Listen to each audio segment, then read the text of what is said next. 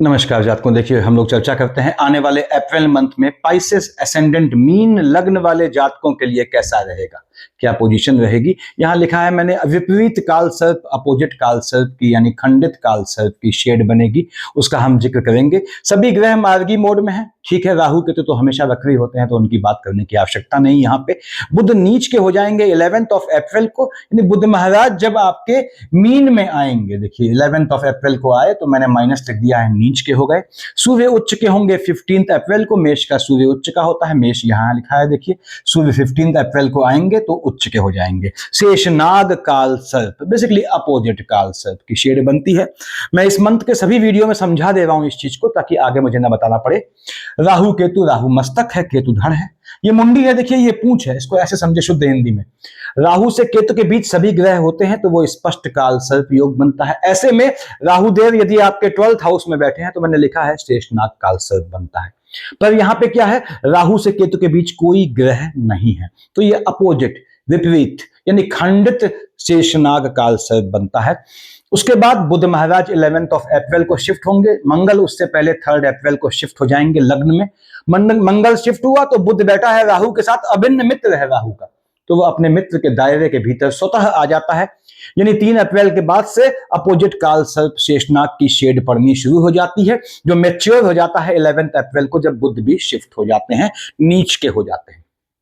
तो ये विपरीत काल सर्प की योग बनती है। अब इसमें फायदा क्या है, इसका नुकसान क्या है। देखिए फायदा ये है कि आपके स्वयं कुंडली में यदि कैसा भी काल सर्प योग मौजूद है, कैसा भी, उसका सिर्फ शेषनाग काल सर्प से मतलब नहीं है, या आपकी फैमिली में किसी का भी काल सर्प मौजूद हो, तो गोचर में ट्रांजिट में जब विपरीत काल सर्प योग बनता है उस समय काल सर्प दोष से निपटने के लिए, उससे मुक्ति के लिए उज्जैन नासिक जाने की आवश्यकता नहीं पड़ती। निकटस्थ शमशान घाट में या नवग्रहों के मंदिर में या शनि मंदिर में पूजा करने से काम चल जाता है, यानी कि मुक्ति मिल जाती है उस ग्रह से।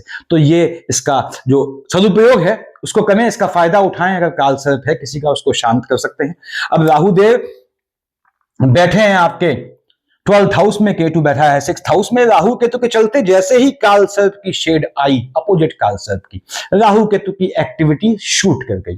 फायदा और सुनिए, राहु से केतु के बीच जितने भी ग्रह हैं इस समय आपकी जो है लग्न के हिसाब से, देखिए राहु से गोचर में इतने खाने हैं। कौन सा, आपका भाग्य कर्म लाभ अष्टम 7th हाउस, स्पाउस वाला खाना या पार्टनरशिप के बिजनेस वाला खाना, इनमें से कोई भी खाना अगर आपकी जन्म कुंडली में खाली हो तो इसको एक्टिवेट करने का सबसे बेहतरीन समय होता है ये। और किसी खाने को, खाली खाने को कैसे एक्टिवेट करते हैं मैंने बताया है पहले इंफॉर्मेटिव वीडियोस में। अब इनके नुकसान, केतु महाराज बैठे 6th हाउस में है तो निश्चित रूप से फ्लक्चुएटिंग डिजीज या विलंब से डायग्नोस हो पाने वाली डिजीज या न डायग्नोस हो पाने वाली डिजीज का योग बनाएंगे। पहली चीज, केतु महाराज सूर्य की राशि पे ग्रहण लगाएंगे, राहु देव की सूर्य की राशि पे ग्रहण लगाएंगे। सूर्य देव बैठे हैं लग्न में, हेल्थ इश्यू दे देगा आपको, इसको बताया मैंने यहाँ पे। केतु महाराज के साथ शनि महाराज या मंगल की शेड है तो मेडिकल, या मंगल या बुध की शेड है केतु या राहु के साथ, तो मेडिकल एक्सपेंसेस बढ़ा देगा, खर्चे बढ़ा देगा मेडिकल चिकित्सकीय मामलों में, उससे थोड़ा बचिएगा, थोड़ा ध्यान रखिएगा स्वास्थ्य का।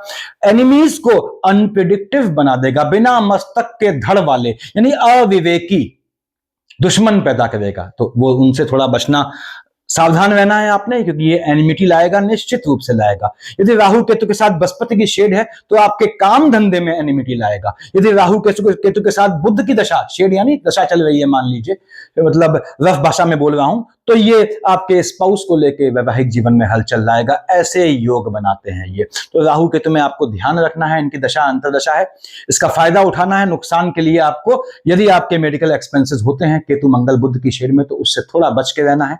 राहु देव शनि के साथ आएंगे तो भ्रमण का योग भी बनाएंगे, ये बात भी तय है। आगे आते हैं हम बृहस्पति महाराज पे। बृहस्पति महाराज बैठे हैं आपके 4th हाउस में। मालिक किसका होता है, आपने कहा साहब ये हमारा तो मीन लग्न है, हमारे तो लग्न का मालिक ही बृहस्पति है और 10th हाउस का मालिक बृहस्पति है, योग कारक ग्रह है बृहस्पति, दे जाता है बृहस्पति। मीन लग्न वालों, आपकी कुंडली में बृहस्पति की थोड़ी भी पोजीशन बेहतर हो, लग्न कुंडली की बात कर रहा हूं, तो आपने जो है पुखराज पहनना चाहिए, फिर जीवन पर्यंत उसको पहने रखना चाहिए। दूसरी चीज मैंने बताया हुआ है पहले, इसको समझिएगा। मान लीजिए राहु देव की पोजीशन भी आपकी कुंडली में बेहतरीन है, ठीक है, बेहतर है। गोमेद पहन सकते हैं, तो यदि पुखराज आप राइट हैंड में पहनेंगे तो गोमेद को लेफ्ट हैंड में पहनेंगे, सेम हाथ में ना पहनिएगा, क्योंकि वो चांडाल की शेड जो है रत्नों से बनने लगती है। तो बृहस्पति महाराज यहाँ पे देख रहे हैं आपके एम्प्लॉयमेंट वाले खाने में। यदि जब तक आप लोग गवर्नमेंट जॉब के लिए प्रयासरत हैं तो बहुत मजबूत योग बनता है गवर्नमेंट जॉब की प्राप्ति करने का। साथ ही साथ अपना निवास बनवाने का योग बनता है, यहाँ पे नौकरी मिलने का योग बनता है, सरकारी नौकरी को खास प्राथमिकता दे रहा हूं। उसके बाद 7, 8, 9 देख रहा है 12th हाउस में, काम धंधे को लेकर विदेश जाने का भी योग बनाएगा। और जो क्लास 1 ऑफिसर वाली जो है पोस्ट होती है उनमें सिलेक्शन का, उनमें आप काम कर रहे हैं यानी कार्यरत हैं, तो उसमें प्रमोशन का, इंक्रीमेंट का इस बृहस्पति महाराज ने योग बनाना है। यदि इनकी दशा आपकी चल रही है आने वाले month 1st, 2nd, 3rd, 4th, 5th, कहां देखा? शुक्र की राशि में देख रहा है, और शुक्र महाराज 20 तक देख रहे हैं। तो बृहस्पति और शुक्र का कॉम्बिनेशन है, विष्णु सहस्त्र नाम पढ़ना स्टार्ट कर दें, क्योंकि अष्टम में बृहस्पति और शुक्र की शेड पड़ेगी तो यहां पे मार्केश पक्ष प्रबल हो जाता है। अब मार्केश क्या होता है? आपने कहा पंसाब 2 और 7 का मालिक शुक्र जो है वो डबल मार्केश है। मैं समझाता हूं हमेशा आप लोग को, 10 और 11 का मालिक शनि भी डबल मार्केश बनता है। यानी यदि आपका शुक्र में शनि चल रहा है, उसमें बृहस्पति की शेड आती है, तो आपको हेल्थ इश्यू दे जाता है, उससे बचना है आपने। कैसे? विष्णु सहस्त्र नाम पकड़ के। तो बृहस्पति शुक्र का कॉम्बिनेशन है, विष्णु सहस्त्र नाम पढ़ना स्टार्ट करते हैं। मैंने बताया हुआ है पहले वीडियोस में, विष्णु सहस्त्र नाम के देखिएगा। तो यहाँ पे लग्न के लॉर्ड बृहस्पति जो है आपके देखते हैं, मैंने बताया आपके अष्टम में जहां शुक्र की भी दृष्टि है, यदि बृहस्पति के साथ आपका सपोज राहु देव की दशा चल रही है, महादशा अंतरदशा में, अकल्ट की सिद्धि प्राप्त करने का, तांत्रिकों के सहयोग से लाभ प्राप्त करने का, यानी सिद्धि प्राप्त करने का योग ये आपके लिए बनाएगा। ऐसा योग बनता है, लेकिन कब? जब बृहस्पति में राहु का चल रहा हो। क्यों? 1st, 2nd, 3rd, 4th, 5th से देखता है बृहस्पति आपके अष्टम में, राहु देव क्लॉकवाइज चलते हैं 1st, 2nd, 3rd, 4th, 5th से, ये भी देखते हैं आपके अष्टम में। तो बृहस्पति राहु का कॉम्बिनेशन होने पे महादशा अंतरदशा में अकल्ट के काम से लाभ प्राप्त करने का या सिद्धि लेने का योग बनाता है। बृहस्पति महाराज यहाँ पे शुक्र के साथ आते हैं, मैंने बताया पहले, तो हेल्थ इश्यू लाते हैं। उसमें यदि शनि आते हैं तो मार्केश की शेड आती है। देख रहा है आपके 10th हाउस में जॉब का योग, 7, 8, 9 बाहर की धरती पे लाभ का योग, काम धंधे से यदि बृहस्पति में राहु चल रहा है, नीच काम से धन प्राप्ति का योग, विदेश की भूमि पे लाभ प्राप्त करने का योग, ये बृहस्पति महाराज बनाते हैं। इसको ध्यान रखिएगा कि बृहस्पति आपके लग्न का लॉर्ड है, बृहस्पति की शेड है आपकी, यानी बृहस्पति देखता है आपके 12th हाउस में या वहां बैठा है बेसिकली, तो उस समय अगर आप विदेश जाते हैं तो वो शॉर्ट विजिट होती है, ये भी ध्यान रखना होता है। तो बृहस्पति यहां नीच काम से बाहर की धरती से योग बनाएगा धन देने का, और बृहस्पति महाराज के साथ यदि आपके बुध आते हैं तो लॉटरी सट्टा जुआ ट्रेडिंग से लाभ का, काम धंधे को लेकर योग बनाएगा। यदि बृहस्पति की दशा है तो आप जॉब के पैरेलल में अपना बिजनेस डाल सकते हैं इस समय, या बिजनेस करते हैं तो उसके समानांतर में नया बिजनेस डाल सकते हैं, उससे पहला काम स्वतः नीच काम में कन्वर्ट हो जाएगा। शनि महाराज आपके बैठे हैं, देखिए आपके लग्न में, लग्न शनि जातक को दौड़ाता है, ठीक है। मालिक किसका है? आपने कहा साहब 10 और 11 का मालिक शनि है, मैंने निशान लगा दिया, 10 और 11 का मालिक शनि डबल मार्केश की शेड में है, बैठा लग्न में है, तो स्पाउस को मजबूती दे जाता है, क्योंकि बुध की राशि को देख रहा है। उसके बाद भ्रमण का योग बनाता है फैमिली के साथ। शनि की दशा है, शादी का बहुत मजबूत योग बनना है आपका। लेकिन शनि महाराज क्या है? आपको दौड़ाता है, तो हेल्थ इश्यू ला सकता है। यदि शनि में आपके, मैंने बताया शुक्र चल रहे हैं, उसमें बृहस्पति है, तो अपने हेल्थ इश्यू का ध्यान रखिएगा। उसके बाद 1st, 2nd, 3rd देखते हैं शनि महाराज आपके 3rd हाउस में, कहां शुक्र की राशि है, तो आपको 7, 8, 9, 10 से देखता है काम धंधे में, काम धंधे में, पैतृक काम में, पिता के कोई बिजनेस है और शनि में बृहस्पति चल रहा है, तो वहां आपको जोड़ने का या पिता के लाइन में जोड़ने का योग बनाएगा। काम धंधे में आपको जो है आपके भाई बहनों को लाभान्वित करेगा। टेम्परामेंट में फ्लक्चुएशन लाएगा पॉजिटिव सेंस में, बस मार्केश का कॉम्बिनेशन नहीं होना चाहिए। और साथ ही साथ आपके स्पाउस के भी जॉब का या आपके साथ कंधे से कंधा मिला के काम करने का, सेम काम में कूदने का, आने का योग बनाएगा। शनि महाराज विवाह का मजबूत योग बनाएंगे, यानी या तो आप स्वयं अपने भावी जीवन साथी से मिलेंगे आने वाले मंथ में, या शादी होगी, या आपके भाई बहनों की साइड कुछ ऐसी शुभ सूचना आपको मिल सकती है। लग्न शनि दौड़ाता है, ये मैं हमेशा कहता हूं, तो इसमें थोड़ा ध्यान रखिएगा। शनि की दशा चल रही है तो आप चाहें तो शनि का, क्योंकि डबल मार्केश भी है, कोई भी मंत्र पकड़ सकते हैं, ओम शनि शनिश्चराय नमः पकड़ लिया आपने। लेकिन क्या ध्यान रखना होता है लग्न कुंडली में कि शनि की दृष्टि सूर्य पे या सूर्य की दृष्टि शनि पे तो नहीं है, पहली चीज ये। अगर ऐसा होता है तो इसमें सूर्य और शनि दोनों को शांत करना पड़ता है, बताया है मैंने वीडियोस में। और यदि लग्न कुंडली में शनि मंगल एक दूसरे को देखते हैं या एक दूसरे की राशि को देखते हैं, ये भी समझाया है मैंने, तो आपको हनुमान चालीसा, बजरंग बाण या सुंदरकांड पकड़ना ही पकड़ना होता है। ये शनि की पोजीशन है आपके। आपने कहा साहब सेकंड हाउस में एक लिखा है, 1 और 8 का मालिक यानी मेष और वृश्चिक का मालिक तो पंसाब मंगल महाराज होते हैं, बैठे हैं 12th हाउस में 3 अप्रैल तक। 3 अप्रैल तक मंगल बैठा है 12th हाउस में। 3 अप्रैल से पहले कहां देख रहा है? First, second, third, fourth. Temperament में फ्लक्चुएशन, बाहर की धरती पे नीच काम से लाभ, मंगल बुध या मंगल राहु आते हैं तो ये आपके, मैंने बताया पहले ही, मेडिकल एक्सपेंसेस बढ़ाता है। देख रहा है 6th हाउस में तो यहां पे एनिमीज पक्ष को प्रबल करता है, घात का योग बनाता है यदि मंगल में राहु या केतु हैं, क्योंकि राहु केतु शेड में आएंगे उससे पहले ही असर दिखाना शुरू कर देंगे आपके। मैंने बताया कि अपोजिट कालसर्प का मंगल महाराज के चलते लोनिंग की ट्रैप से बचना है। मंगल 7 और 1 8 से देख रहा है बुध की राशि को और बुध के साथ बैठा है 11th अप्रैल तक। तो क्या है, यानी 3 अप्रैल तक कह लीजिए, तो 3 अप्रैल तक ये स्पाउस को लेके भी आर्गुमेंट या लिटिगेशन बना सकता है, ऐसे योग बनाता है। तो मंगल में ध्यान रखना है, मंगल एक्सपेंडिचर कर जाएगा, तो मंगल की दशा चल रही, साथ में बुध या राहु है। सबसे अच्छा ये है अपने पैसे को, अगर सेविंग का मनी है उसको किसी अच्छी जगह इन्वेस्ट कर दें, क्योंकि वो पैसा हाथ से निकलने के टाइम योग बनते हैं। अब योग मेडिकल लाइन में जाएगा तो आपको स्वयं अफसोस होगा। अब मंगल महाराज शिफ्ट हो गए 3 अप्रैल को, कहां आया? आपके लग्न में। ठीक है, मंगल लग्न में बैठेगा। मालिक किसका है? हमने कहा साहब 1 और 8 का मालिक होता है। मंगल मालिक है सेकंड हाउस का, आपके जो है वो भाग्य वाले खाने का। तो पहली बात तो ये लग्न में बैठ के ये भाग्य से आपको लाभ दे जाएगा, यानी भाग्य से सेविंग का योग बनाएगा 3 अप्रैल के बाद, ऐसे योग बनाएगा। हाँ, मंगल में बुध आएंगे 11th अप्रैल के बाद, तो इनका कॉम्बिनेशन स्पाउस से आर्गुमेंट का, स्पाउस के स्वास्थ्य में ऊंच नीच का योग ला सकता है। 3 अप्रैल के बाद मंगल देखेगा फर्स्ट, सेकंड, थर्ड, फोर्थ बुध की राशि को, कहां? 4th हाउस में, थोड़ा मन के सुकून का हनन करेगा।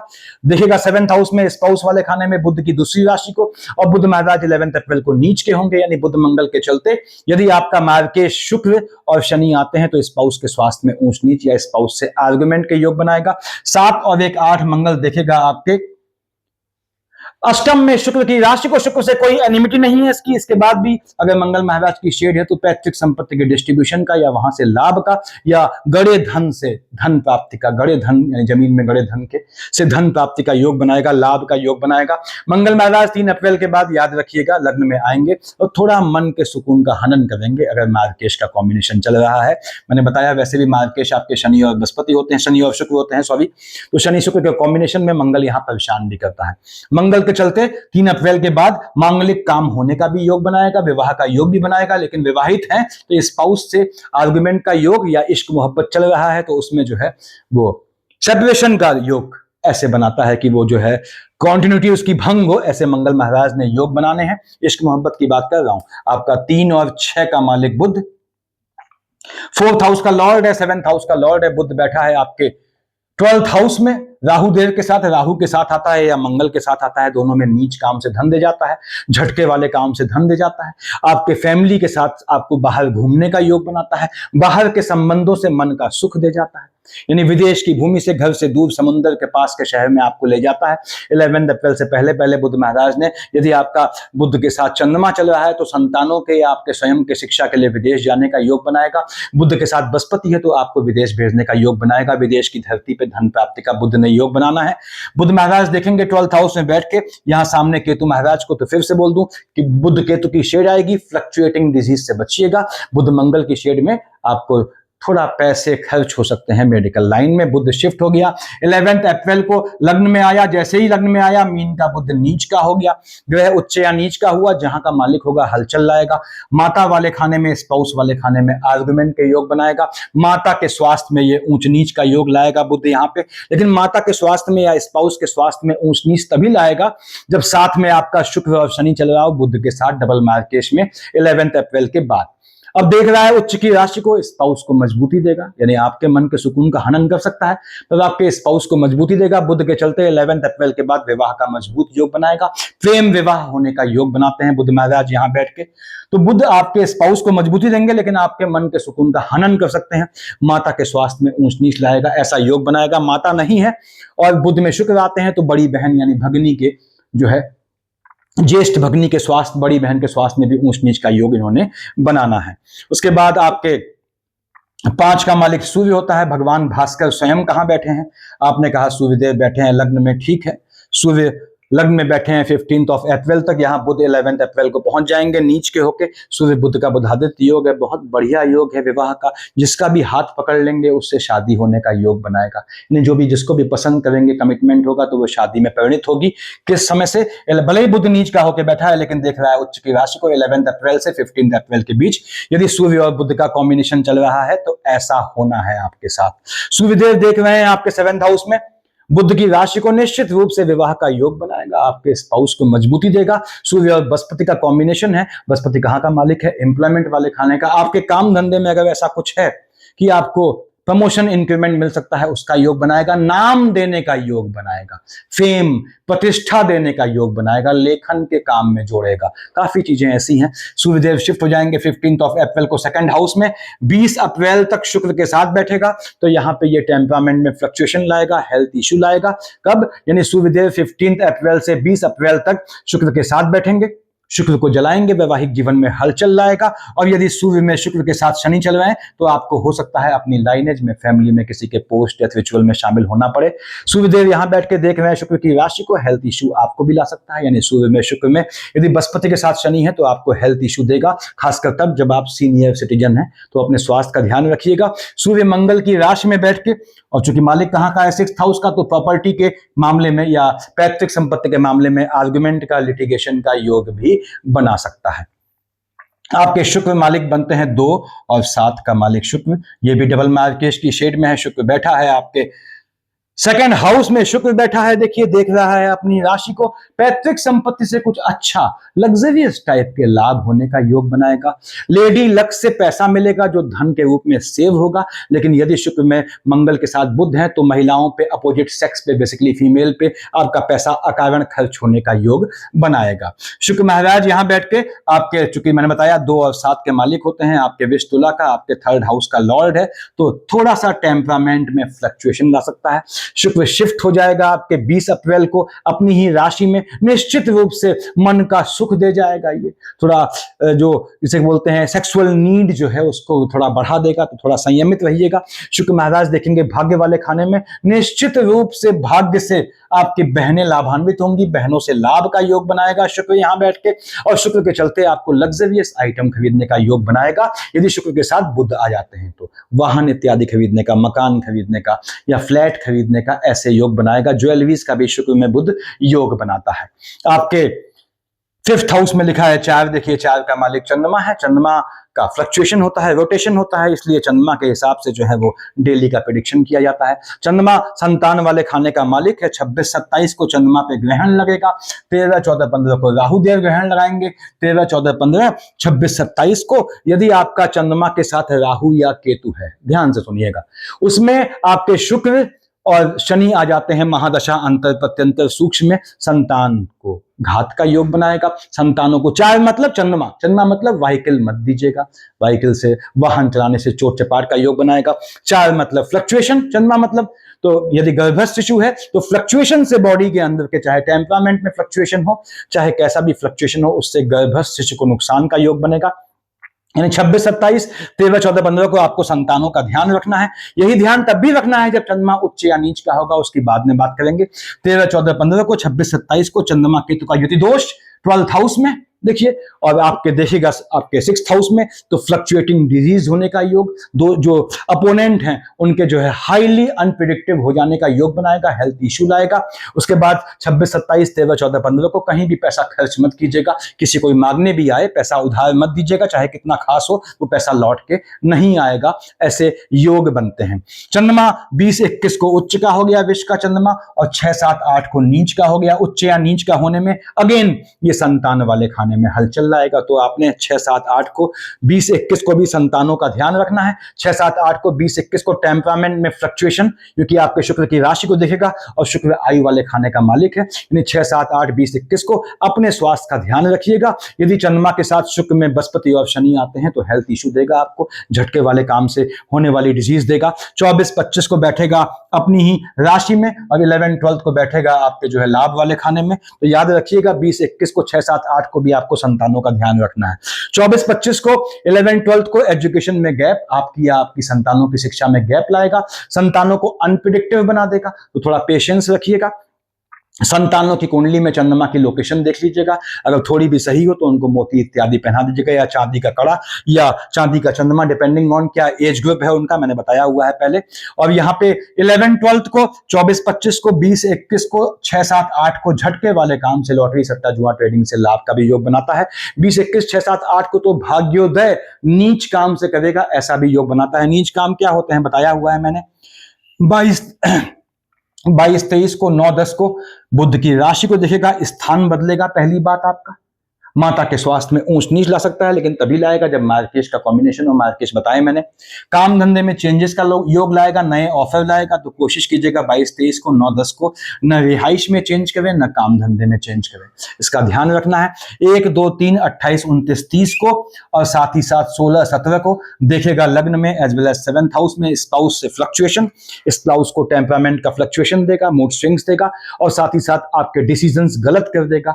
पार्टनरशिप का बिजनेस है तो वहां मन के सुकून का हनन करेगा। यानी 1, 2, 3, 28, 29, 30 को, 16-17 को ज्वाइंट फॉर्म में कहीं पैसा मत लगाइएगा। डिसीजन लेना है इन तारीखों को तो रात के 12 बजे के बाद लीजिएगा, चाहे वैवाहिक जीवन को लेके हो, चाहे किसी को जीवन साथी बनाने को लेके हो, चाहे पार्टनरशिप के बिजनेस को लेके हो। ये पोजीशन रहने वाली है। देखिए, लग्न के लॉर्ड आपके देवगुरु बृहस्पति हैं, तो इसको अच्छी तरह समझ लें कि विष्णु सहस्त्र नाम पढ़ते हैं तो जीवन की नैया आपकी इस तरह से पार होती है कि आपको आभास तक नहीं होता, क्योंकि बृहस्पति संभलता है, काम धंधा संभल गया, पिता संभल गए, स्वयं आपका लग्न संभल गया, और शुक्र संभलेगा उससे, 3rd हाउस संभल गया, और आपका आयु वाला खाना संभल गया। विष्णु सहस्त्र नाम से इतने ग्रह आपके संभल जाते हैं। दूसरी चीज, आपने बुध का ओम बुम बुधाय नमः पकड़ लिया तो मन का सुकून हासिल हो गया, चाहे वो किसी भी चीज से हो, चाहे रिलेशनशिप से हो, चाहे पैसे, चाहे नाम ख्याति से। उसके बाद 7th हाउस स्पाउस वाला खाना कंट्रोल में आ गया, यानी कि आपके अकॉर्डिंग हो गया। तो बुध से ये 2 खाने संभले, बुध से बुध का अभिन्न मित्र शुक्राचार्य संभल गए, 2 और 7 इतने खाने संभले। देखिए, और बुध से राहु केतु जहां बैठे हैं वो संभल गया, बुध से शनि महाराज 10 और 11 के मालिक ये संभल गए। तो 2 पूजाएं आपने बेसिकली पकड़नी होती हैं, एक विष्णु सहस्त्र नाम, एक बुध का मंत्र, मैंने बताया हुआ है पहले वीडियोस में। तो शेषनाग कालसर्प को कैश कीजिएगा जातकों, तो आपको जो है ग्रहों को कैश करना आना चाहिए मीन लग्न वाले जातकों, इसको ध्यान रखिएगा, अदरवाइज 7th हाउस का फ्लक्चुएशन हो जाता है। Thank you.